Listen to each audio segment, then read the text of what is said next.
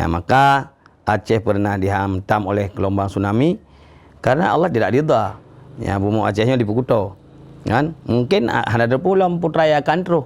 Seandainya pihak-pihak yang bermain, ya mungkin akan terus bukan tentara-tentara Allah yang lebih dahsyat.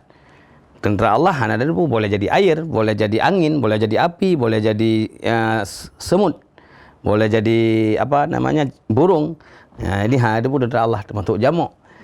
Membuat festival itu silakan, kita enggak melarang kan, apalagi katanya festival ekonomi syariah, tetapi harus sesuai dengan syariah kan.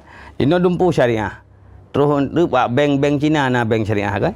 Ya, kemudian terus apa kan itu lonte syariah.